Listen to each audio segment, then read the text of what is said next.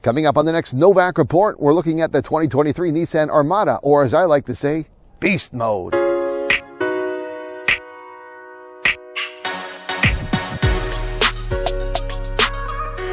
The Nissan Armada is a full-sized SUV made specifically for the North American market. That said, the Armada is built on the same platform and carries many of the same design features of the Nissan Patrol, an SUV that Nissan sells around the world. The Armada has been around since the 2004 model year, but it went 13 years before a second generation was launched in 2017. For the 2021 model year, the second generation Armada received a mid-cycle refresh, which is where we sit today. Part of the refresh included the launch of the Midnight Edition trim, which is what you see in my tester. Basically, it's a cosmetic package that adds a lot of black to any model, which includes painted black mirrors on the exterior, roof rails, front grille, front and rear bumpers, blacked out logos, and 20-inch black aluminum alloy wheels. Now, you can add the Midnight Edition to any color, but it's probably most effective when added to the super black exterior color that my tester came with. My kids kept telling me they thought they were driving in a special RCMP or US Secret Service limo, like the Denali's we see politicians and corporate CEOs being hustled around in. On the inside, black is the name of the game as well, with the interior headliner, trim, leather-appointed seats, and floor mats all getting the blacked-out treatment. The one notable not color focus change with the Midnight Edition is the adding of second-row captain's chairs, which reduce seating capacity from the standard 8 passengers to 7. The Armada is big on space, and that has always been one of its selling features. With 154.5 cubic feet of interior volume, there's plenty of space inside and is configurable with the ability to drop the second and third row seats.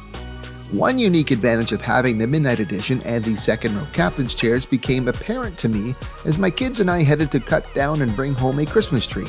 I was planning to mount it on top to get it home, but realized that a better option was available to me. So normally the plan is when we're getting a tree, we put it on the roof. And I was prepared. I had a step stool, I had some bungee cords, but the Armada is not small. And this is not a large tree. Plus, with the Midnight Edition, it's got the 2 captain's chairs in the middle. With the third row down, I think I can fit it in. So we'll do it that way instead, which will get it in sooner, and the kids can get in the car quicker because they're getting cold. So let's give this a go. Coming in. Actually, I'm going to do it backwards in. I'm going to put it back way in here, so it's easier to pull out. There we go. Here we go.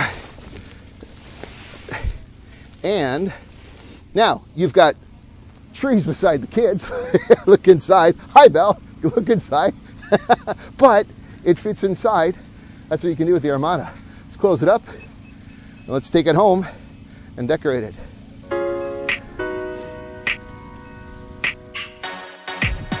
The Armada is basically an old-school, full-sized SUV that, aside from new interior technology enhancements, is really a bit of a holdout overall. The refresh added new technology such as wireless Android Auto and Apple CarPlay, plus the addition of Nissan Safety Shield 360, intelligent lane intervention, intelligent forward collision warning, and blind spot intervention. There is also a new 12.3-inch display that Nissan claims is the largest in its class. But all the safety tech in the world still can be stymied by things such as tires kicking up slush from messy roads, which then block the sensors, and that's something we experienced while driving back from the tree farm. Part of the safety systems that are a problem is if snow and slush gets on the front. Watch what's happening here. I'm going to get close, and it's not working. It's working. Look, see, hit me. Watch, look here. You can see, you can look here, the camera, because it's mucky, it's giving me warning signs alternate if I move a little bit closer. So that's part of the problem. So here we are. I'm not in any danger, but it's sensing that, and that is a okay, I have to put it neutral just to get the alarm off, but that's one of the problems on slushy days. You need to have something to clear the front cameras, and this is a challenge here.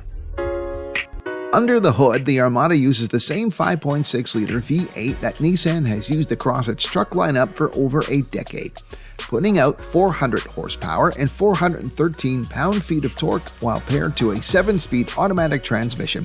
The Armada drives with a linear feel that is full of throaty exhaust that V8 fans all know and love. Hydraulic steering gives it a lumbering experience that, again, is all about old school rather than being new cool, shall we say. There's enough power to tow up to 8,500 pounds, and towing is another common reason for someone to consider owning one of these.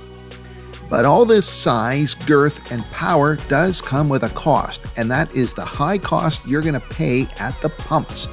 With a combined fuel economy rating of 15.4 liters per 100 kilometers or 15 US miles per gallon, the Armada drinks in a manner that will appeal to fewer and fewer people going forward. And while the old school style works in a lot of areas for this monster, its category competitors are dropping to 6 cylinders, such as what we see with the Ford Expedition, or even to hybrids like with what we're seeing in the new Toyota Sequoia. If Nissan plans to keep the Armada around, it's going to need to find a way to make it less thirsty. For even the more reasonable price tag won't be enough to keep people in the fold for much longer, especially as there is no reasonable expectation to see gas prices going down anytime soon, if ever. The Armada is a solid, large SUV that's capable of taking families off the beaten path. But if that off-the-beaten-path trail is a long way from home and it's going to take a lot of gas to get there, well, you can see how the economic viability and the overall appeal of this vehicle is going to get less and less over time.